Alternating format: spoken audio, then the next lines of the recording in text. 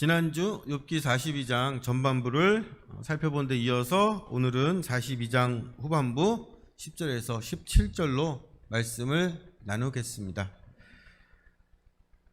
남아프리카 공화국은 오랫동안 소수의 백인이 다수의 흑인을 아주 폭력적으로 지배했던 세계에서 가장 인종차별이 심했던 나라입니다.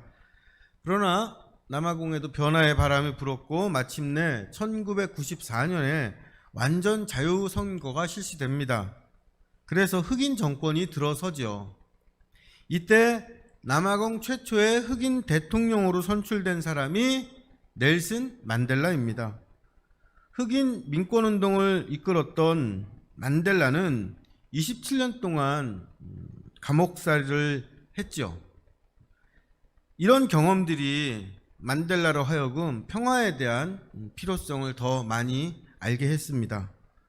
만델라는 가해자 백인과 피해자 흑인이 화해를 해야 남아공의 미래가 있다는 걸 알았습니다. 하지만 이 화해는 아주 어려운 문제였죠.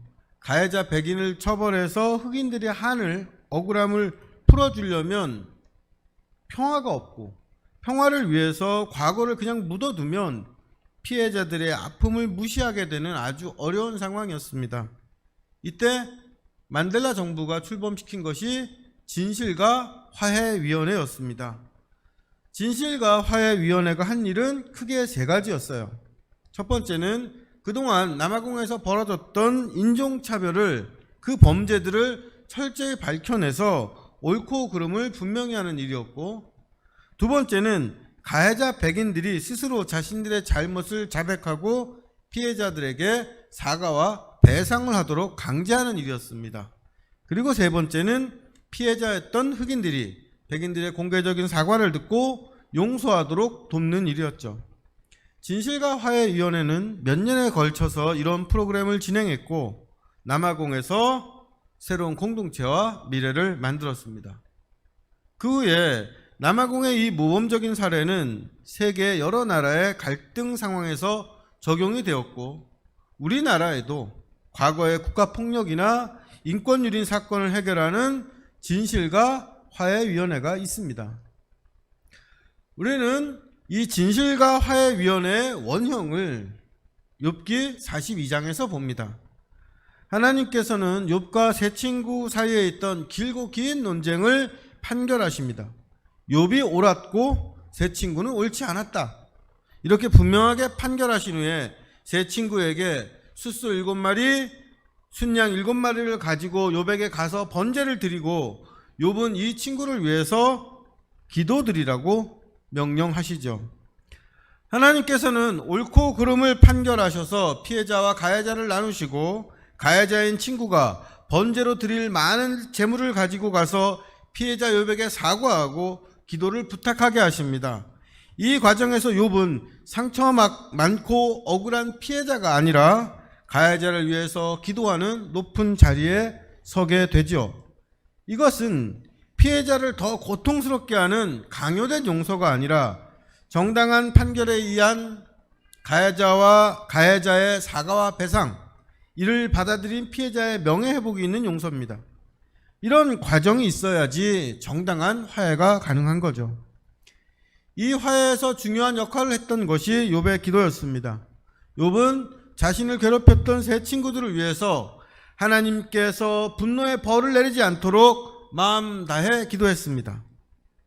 아마도 숫소 7마리, 순양 7마리로 드리는 이 번제는 아주 큰 규모의 제사였기 때문에 우스 땅에 살았던 많은 사람들도 여기에 참여해서 이 번제를 왜 드리는지 그 이유를 설명 듣고 욥이 친구들을 위해서 기도하는 것을 보았을 겁니다. 이 번제와 기도는 욥의 명예가 공개적이고 또 사회적으로 회복되는 자리이기도 했던 거죠. 이렇게 욥이 기도했을 때 어떤 일이 일어났습니까? 욥기 42장 10절입니다. 욥이 그의 친구들을 위하여 기도할 때 여호와께서 욥의 곤경을 돌이키시고 여호와께서 욥에게 이전 모든 소유보다 갑절이나 주신지라. 욥이 친구들을 위해서 기도할 때 여호와 하나님께서 욥을 곤경에서 돌이키셨습니다. 회복시키셨죠. 욥이 겪은 곤경이란 모든 재산과 자식 10명을 잃고 온몸에 병이 생겨서 하나님께 저주받은 사람이 된 겁니다. 저주받은 사람으로 낙인 찍힌 욥은 제 친구와 이웃 친척에게 자신이 속했던 공동체에게 버림받고 사회적인 지위를 잃어버렸죠. 하나님께서는 욥과 세 친구의 관계를 역전시키셔서 욥의 무지함을 확인시켜 주셨습니다. 그 후에 이어진 것이 욥의 모든 소유를 갑절 2배로 늘려주신 일이죠. 우리가 사는 이 사회가 재물을 중요시 여기고 모든 가치를 돈으로 평가하는 자본주의 사회라 욥의 소유가 갑절이 되었다는 이 사실을 욥의 결론에서 제일 중요한 일로 생각하고 또 어떤 분은 여기서 욥과 자신을 동일시 여기면서 실패했던 것에서 자신이 2배로 더 성공할 수 있을 거라는 그런 희망을 갖기도 합니다. 목사님들과 기도회를 하는데 한 목사님께서 자기 교회에 재정적인 문제가 생겼다고 하면서 기도 부탁을 하셨어요. 하나님께서 욥의 재산을 갑절로 회복시켜 주신 것처럼 그분이 겪는 교회가 겪는 그 물질적인 문제들도 해결해 주시기를 부탁하셨습니다. 같은 목사로서 재정적인 어려움을 겪는 목사님과 그 교회를 위해서 기도하면서도 과연 이분이 겪는 그 고통이 욥이 겪는 것과 같은 것인가 이런 의심이 들었죠. 이분 교회에 재정적인 어려움이 생긴 건 경매로 나온 건물을 싸게 살 수 있다는 말을 듣고 사기를 당했기 때문입니다. 좀 더 엄밀하게 말하면 시가 50%의 다른 사람 건물을 가질 욕심으로 교인들과 의논도 하지 않고 벌인 일의 결과였어요. 그런데 이 일을 이분은 욥의 일처럼 생각했습니다. 이 일을 욥의 고난과 같은 걸로 여기면서 하나님께서 갑절로 채워주시길 기도하니까 착잡했던 거죠. 우리는 욥이 아니면서 욥이 겪는 재난과 고통을 겪고 싶어 하지도 않으면서 어려움이 생기면 마치 우리 자신이 욥인 것처럼 생각합니다. 우리는 욥처럼 온전하고 정직하지 않습니다. 이익을 위해서 편법을 이용하고 평안함을 위해서 거짓과 타협할 때가 얼마나 많습니까? 우리는 욥처럼 하나님을 경외하고 악에서 떠난 사람들이 아니에요. 우리가 하나님 두려워하고 놀라워했던 게 도대체 언제적 일입니까? 선으로 악을 이기려고 힘쓰고 수고했던 적이 언제였습니까? 우리는 온전하고 정직하여 하나님을 경외하고 악에서 떠난 욥이 아니고 사실 그러고 싶은 마음도 없어요. 우리는 욥과 같은 재난을 겪는다면 하나님을 눈으로 보는 일이 아니라 손으로 만지는 일이라도 거부할 사람들이고 욥이 겪은 재난을 직접 겪지 않고 옆에서 목격만 해도 하나님 버리고 떠날 사람들입니다. 그러면서도 뭔가 나에게 어렵고 괴로운 일이 생기면 마치 자신이 욥이 된 것처럼 억울해하고 한편으로는 욥을 잠깐 실패했다 처음보다 2배나 큰 성공을 거둔 사람처럼 오해하죠. 아무것도 없었던 욥의 소유가 갑자기 갑절로 늘어난 것이 무슨 마술 같은 초자연적인 일은 아니었을 겁니다. 1장에서 욥이 재산을 잃어버린 결정적인 사건이 둘이 있었어요. 하나는 스바 사람들에게 소와 나귀를 빼앗긴 사건이고 또 하나는 갈대아 사람들에게 낙타떼를 강도당한 일이었습니다. 아마도 욥이 스바 사람과 갈대아 사람들에게 빼앗겼던 이 소와 나귀, 낙타를 어떤 경로를 통해서 되찾게 되었고 그 가축들의 가격이 오르거나 새끼를 많이 낳아서 원래 잃어버린 것보다 단시간에 2배가 되었던 것 같아요. 여기서 우리가 주목해야 될 것은 사실 2배라는 산술적인 계산이 아니라 성경에서 갑절 2배가 갖는 그 구절의 의미입니다. 신명기 21장 17절에서는 장자 장남에게 다른 자식보다 두목 갑절에 상속을 주라는 규정이 있습니다. 사무엘상 1장 5절에서는 남편 엘가나가 사랑하는 아내 한나에게 자기의 마음을 알려주기 위해서 갑절의 음식을 주죠. 열왕기하 2장 9절에서는 제자 엘리사가 스승 엘리야에게 자신에게 성령의 능력을 갑절 달라고 요청합니다. 그러니까 이 성경에서 이 갑절이란 말은 어떤 사람에 대한 특별한 호의, 그 사람과 내가 특별한 관계인 것을 확인시켜주는 풍성함입니다. 욥의 소유가 갑절이 되었다는 건 단순히 욥의 재산이 2배로 많아졌다는 뜻이 아니라 그 재산을 통해서 하나님과 욥의 특별한 관계가 회복되었고 이것이 그 재물을 통해서 다른 사람들에게 증명되었다, 이런 뜻입니다. 사기당해서 건물을 잃어버린 교회와 목사라도 자기들이 가진 것으로 더 열심히 하나님 증거하고 이웃을 돕고 나누면 그 소유가 갑절의 소유가 될 수 있는 거죠. 욥의 소유가 갑절이 되었고 그 후에 어떤 일이 일어났습니까? 욥기 42장 11절입니다. 함께 읽어보시죠. 이에 그의 모든 형제와 자매와 이전에 알던 이들이 다 와서 그의 집에서 그와 함께 음식을 먹고 여호와께서 그에게 내리신 모든 재앙에 관하여 그를 위하여 슬퍼하며 위로하고 각각 캐시타 하나씩과 금고리 하나씩을 주었더라.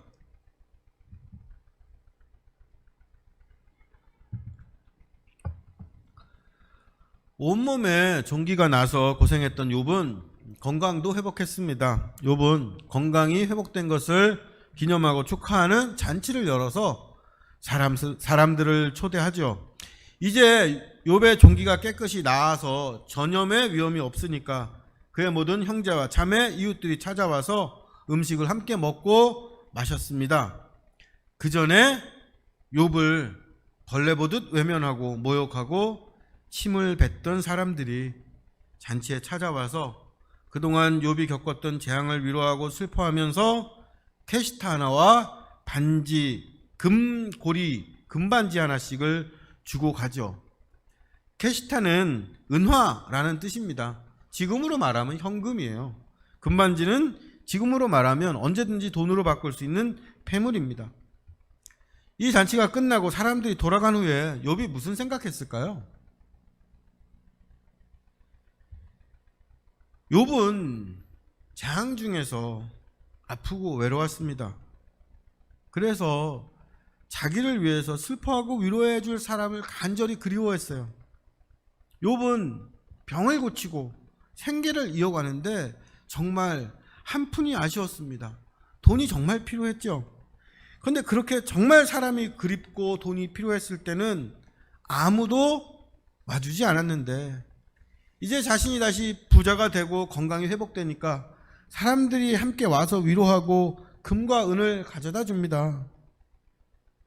욥은 이런 일을 겪으면서 이게 세상 인심이지, 아무리 형제 자매라도 쓰면 뱉고 달면 삼키는구나, 사람은 역시 돈 있고 건강해야 돼, 이제부터는 재산관리 잘하고 몸관리 잘하자, 이런 생각했을까요? 아닐 겁니다. 만약 그렇다면 욥은 여전히 과거에 붙들려 있는 상태였겠죠. 욥의 잔치는 자신을 외면했던 사람들에 대한 마음속 깊이 남아있는 미움, 서운함을 털어버리는 자리였습니다.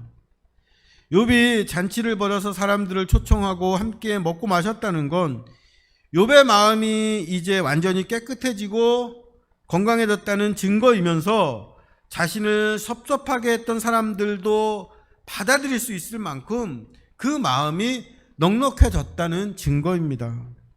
욥은 자신을 괴롭혔던 과거에서 벗어났어요. 과거의 그 불행한 사건이나 사고가 잊혀지지 않아서 현재를 부정적으로 지배하는 현상을 트라우마라고 하죠. 진정한 회복, 공경에서 돌이켜지는 건 이런 트라우마에서 벗어나는 것까지를 의미합니다. 그런데 욥에게 가장 큰 트라우마로 남았던 일이 뭘까요? 욥기 42장 12절에서 15절 말씀입니다.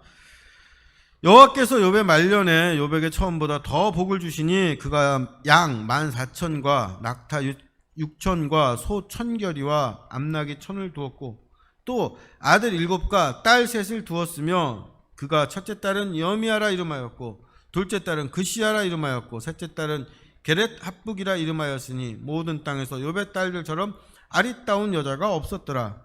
그의 아버지가 그들에게 그들의 오라비들처럼 기업을 주었더라. 욥은 자식 10명을 한날 한시에 모두 잃어버리는 엄청난 비극을 겪었습니다. 이건 우리가 상상하기도 어려운 큰 비극이죠. 그런데 욥기 42장 13절은 욥이 다시 아들 7과 딸 3을 두었다고 해요. 신대원에서 이 구절로 성경 공부를 하는데 그 신학생 동기 한 분이 욥과 부인은 개 돼지냐, 자식을 10명이나 잃은 걸 금방 다 잃어버리고 가축처럼 애를 또 10명이나 낳다니, 이런 격한 말로 이 구절을 비판했던 일이 기억이 나요. 이분은 자기 부인이 유산하는 일을 겪었는데 그때 너무 슬펐다고 하면서 뱃속에 있는 아이 하나를 잃어버려도 그 상처와 슬픔이 얼마나 큰데 다 장성한 자식 10명을 잃고도 욥은 아무렇지도 않게 자식 10명을 또 낳고 성경은 이걸 하나님의 복이라고 말하니까 거부감이 든다는 거였어요. 전통적으로 이 구절은 욥의 생식력의 회복, 생육하고 번성하라는 복이 다시 이루어진 걸로 해석합니다. 욥과 그 부인이 다시 아이를 낳는데 이때 왕성한 생명력, 출산력으로 쌍둥이도 낳고 새쌍둥이도 낳아서 짧은 시간 안에 다시 자식이 10명이 되었다는 거죠. 그런데 아들 7과 딸 3을 두었다는 이 구절을 좀 다르게 해석할 수도 있을 것 같습니다. 욥이 아들 7과 딸 3을 두었다는 말이 반드시 이 욥 부부가 자식 10명을 직접 낳았다는 의미는 아닐 수 있는 거죠. 이 구절에서 아들로 번역된 벤이라는 단어는 직계 아들뿐 아니라 손자, 자손, 후손이라는 넓은 뜻도 가지고 있습니다. 저는 여기 나온 아들 7은 욥의 손자라고 생각을 해요. 욥에게 아들이 있었고 이 아들들은 분가할 만큼 장성했었습니다. 그러다 사고로 죽었죠. 그러니까 이 아들에게도 아들이 있었을 겁니다. 그런데 계속 들이닥친 불행 때문에 욥은 고아가 된 손자들을 데려다 키울 여력이 없었죠. 재앙이 끝나고 소유가 갑절이 되고 건강을 회복하게 되자 욥은 아들의 아들, 고아가 된 어린 손자 7을 데려다가 자기 아들처럼 키웠을 거라고 생각합니다. 그럼 욥 부부는 그 후로 자식을 낳지 않은 거냐? 그건 아니고 여기 나오는 딸 3을 욥 부부가 직접 낳은 것 같아요. 아들 7은 손자이고 딸 3은 욥 부부가 직접 낳은 자식이라고 제가 추측하는 이유는 욥이 아들들의 이름은 지어주지 않고 딸 3의 이름만 직접 지어주었다는 사실입니다. 손자에게는 이미 그 아버지가 지어준 이름이 있을 테니까 욥이 자기가 낳은 딸들에게만 직접 이름을 지어준 거죠. 어찌됐건 욥 부부는 다시 육아와 출산을 합니다. 아마도 이건 과거의 기억과 싸우는 아주 어려운 일이었을 거예요. 10명의 어린아이들을 보면서 그 전에 있었던 자식들의 어린 시절이 떠오르고 그리움과 상실감을 경험하기도 했을 겁니다. 그럼에도 욥은 또 그의 부인은 그 일을 다시 시작하는 거죠. 2016년에 시리아에서 내전이 있었습니다. 알레포라는 도시가 미사일 폭격을 받아서 초토화가 되었어요. 그때 폭탄으로 생긴 죄를 뒤집어 쓰고 피 흘리면서 병원에 멍하니 있던 어린 소년의 사진이 전 세계 사람들의 마음을 아주 아프게 했습니다. 그런데 그로부터 일주일 뒤에 이 알레포에서 또 하나의 사진이 전해져요. 비가 와서 이 폭격을 맞아서 움푹 파인 이 웅덩이를 수영장 삼아서 아이들이 즐겁게 놀고 있는 사진입니다. 병원에서 넋을 잃고 있는 이 아이와 이 포탄 웅덩이에서 물놀이를 하는 이 아이들 둘 다 우리 마음을 아주 찡하게 하죠. 첫 번째 사진에서는 이 세상의 비극과 고통이 보여서 마음이 찡합니다. 두 번째 사진에서는 그 비극 한가운데서도 즐거움을 찾는 아이들의 생명력에 마음이 찡해지죠. 이 모두가 이 세상의 진실이라고 생각합니다. 죄 없는 아이들도 희생자가 되는 것이 이 세상의 비극이죠. 그런데 인간에게는 이 비극 한가운데서도 재미를 찾고 폐허 한가운데서도 삶을 다시 시작하는 힘이 있습니다. 우리나라도 출생률이 가장 높았던 때가 6.25 전쟁 직후였어요. 어디서 이런 힘이 나오는지 잘 모르겠습니다. 그런데 이런 힘으로 인생과 역사는 이어지고 계속되죠. 자식 10명을 잃고도 다시 자식 10명을 키우는 욥과 부인은 비극의 기억을 딛고 삶을 다시 시작하는 힘, 생명의 신비를 보여줍니다. 욥은 곤경에서 벗어났고 재앙이 끝났습니다. 그 후에 욥은 어떤 삶을 살았을까요? 천둥과 번개가 칠 때마다 들판에 나간 종들과 가축이 벼락 맞아 죽을까봐 걱정했을까요? 이번엔 나귀와 소와 양을 스밧 사람들에게 빼앗기지 말아야지, 낙타떼를 갈대아 사람들로부터 지켜야지 하면서 칼과 창을 든 하인들을 더 많이 고용해서 자기 소유물을 지키게 했을까요? 자식들을 보면서 언제 어떻게 될지 모르는 불안감에 바람만 불어도 조마조마하고 함께 모여있는 것만 봐도 한꺼번에 죽을 수 있으니까 다 흩어지라고 그렇게 말했을까요?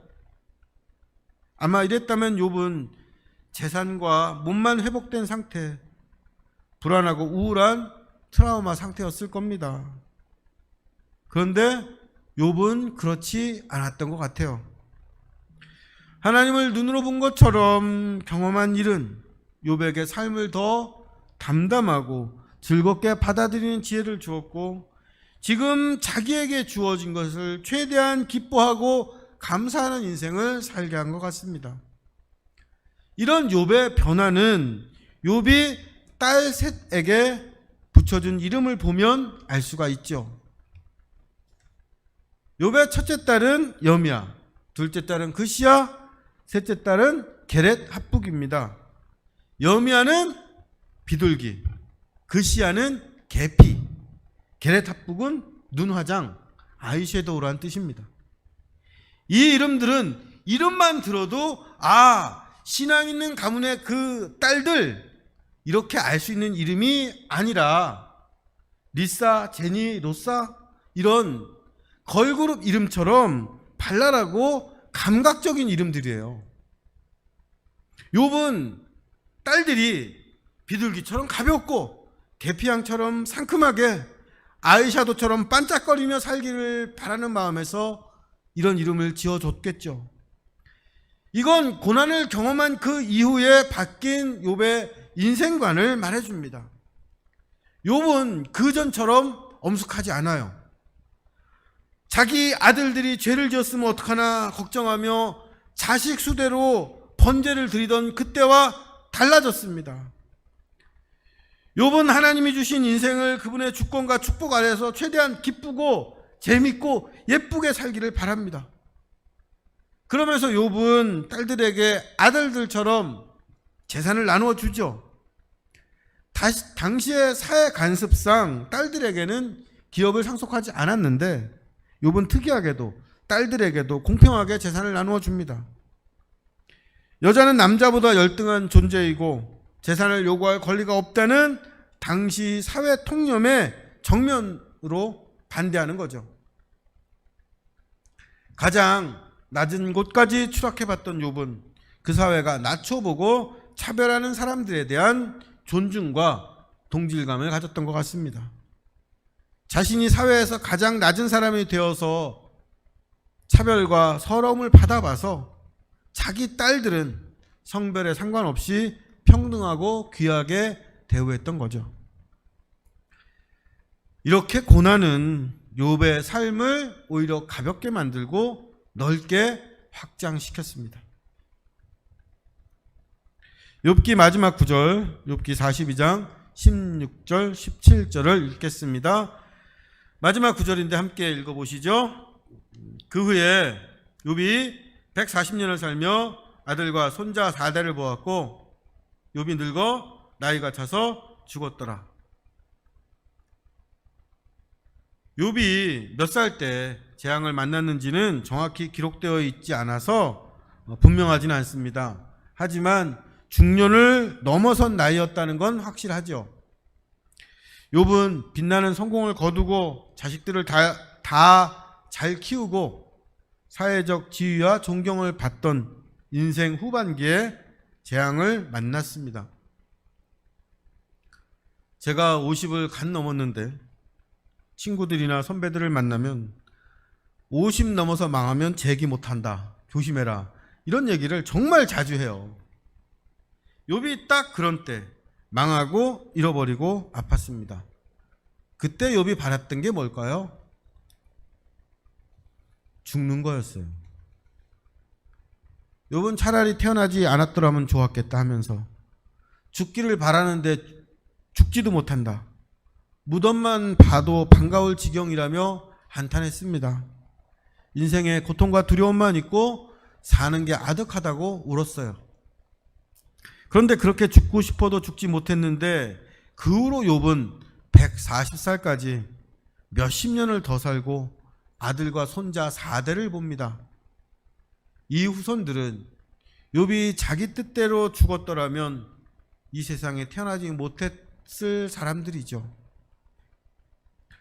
욥이 이제 끝났다, 죽어버렸으면 좋겠다 생각했던 그 시간에도 욥 자신도 알지 못했던 새로운 삶이 시작되고 있었던 겁니다.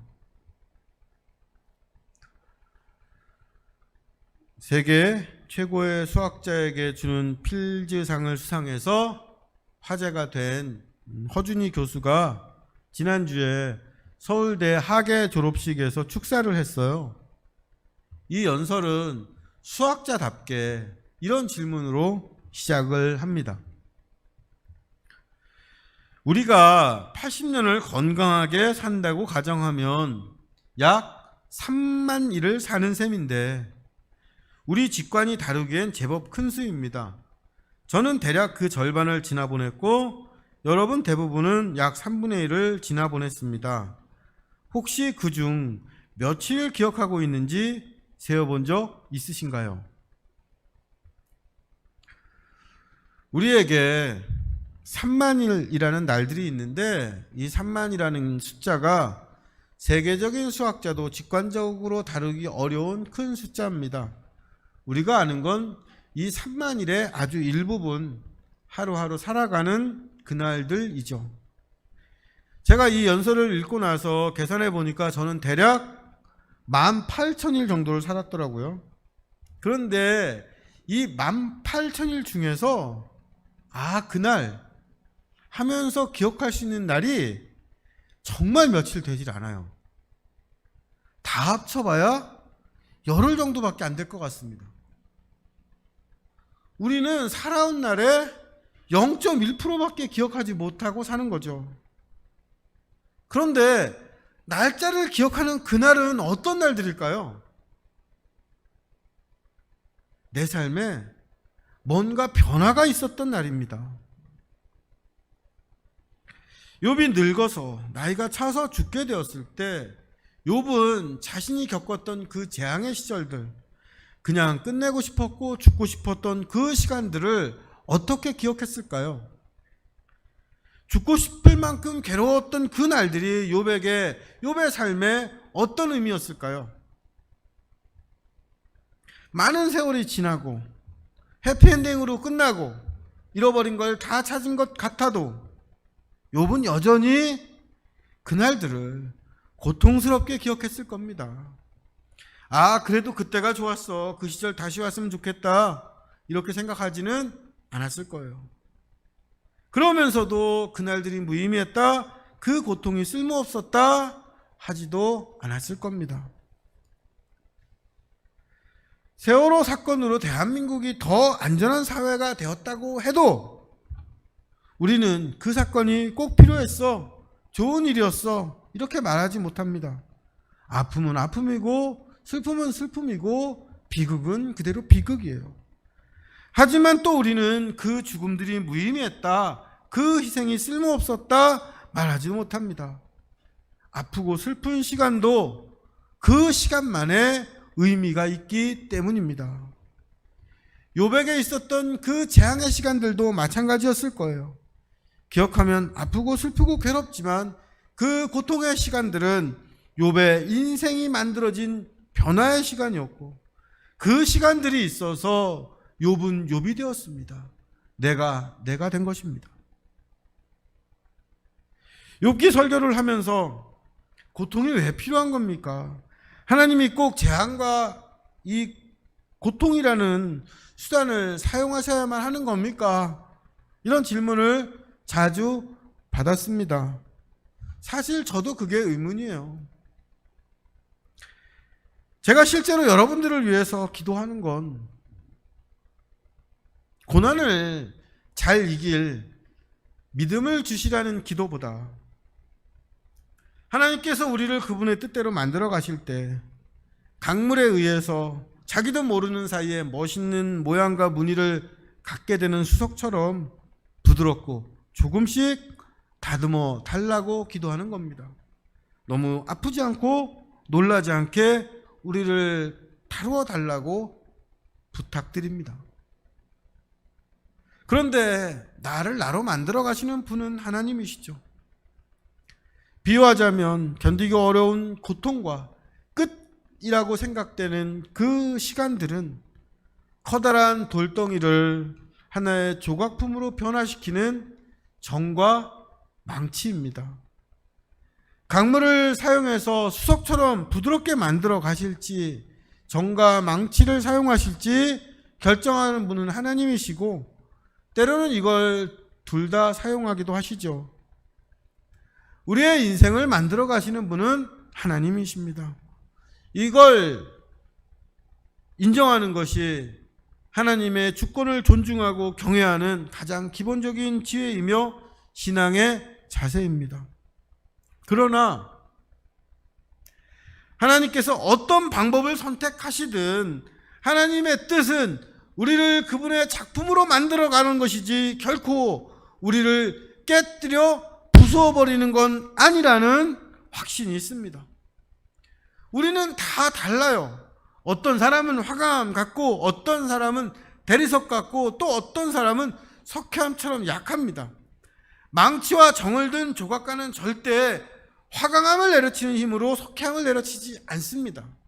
욥은 아주 강한 힘으로 내리쳐도 절대 깨지지 않는 역대 최강의 화강암 같은 사람이었습니다. 그래서 혹독한 재난을 통과하면서 최고의 걸작품으로 만들어진 거죠. 하지만 우리는 욥이 아니에요. 조금만 내리쳐도 산산이 부서져 버리는 석회암에 가까운 사람들입니다. 그래서 하나님께서는 우리에게 욥에게 사용했던 그 힘과 정과 망치를 사용하지는 않으실 겁니다. 그러나 하나님은 모든 재료들을 최선의 작품으로 만들려는 열정과 욕심이 많은 조각가이십니다. 우리를 그냥 돌덩어리인 채로 내버려 두시지 않는다는 뜻입니다. 하나님은 돌의 이 모양과 재질을 세심하게 살피고 거기에 맞게 조심해서 망치질을 하시고 정으로 깎고 다듬어 가십니다. 이 과정에서 이게 대체 왜 필요합니까? 아픔을 호소하고 때로는 내가 다 깨지는구나, 끝이구나 절명할 수 있지만 우리는 이 시간을 통해서 달라지고 변화되어서 하나님의 작품으로 완성되어 갑니다. 우리에게는 늙어 나이가 차서 죽게 될 어느 날 삼만일의 마지막 날이 있습니다. 그때 우리는 하나님께서 우리의 삼만날 하루하루를 통해서 우리를 그분의 작품으로 만드셨다는 걸 알게 될 겁니다. 그리고 또 우리는 우리가 생각한 그 끝이 아닌 걸 알게 될 겁니다. 우리를 이 땅에서 그분의 작품으로 만드신 하나님께서 우리를 위해서 또 다른 시간을 준비하셨다는 걸 알게 되겠죠. 욥이 늙어 나이가 차서 죽었다는 욥의 마지막 구절은 어느 누구도 피해갈 수 없는 모든 인간의 운명입니다. 그러나 우리는 그 마지막 시간에 우리 삶에 있었던 모든 사건들이 우리를 하나님의 사람으로 만들어 가신 하나님의 계획이었고 그 계획이 이 땅에서 완성되었다는 걸 알고 감사할 것입니다. 그리고 이 땅의 완성은 또 다른 세계의 시작과 연결이 되고 이 땅에서의 마지막 날은 하늘의 형상을 입는 첫날이 됩니다. 우리는 욥이 아닙니다. 그러나 욥을 깨어지지 않고 부서지지 않게 욥으로 만들어 가신 그 하나님께서 우리의 하나님이십니다. 그 하나님께서 우리의 삶도 날마다 만들어 가셔서 결국 우리에게서 나 된 것은 하나님의 은혜라는 고백을 얻으실 겁니다. 욥을 욥으로 만들어 가시고 완성하신 하나님께서 성도님들과 저의 삶도 만들고 완성하여 주시길, 서로 완성되어 가는 그 과정들을 지켜보고 응원하고 함께 기도하는 주사랑교회 되길 간절히 바라고 축복합니다.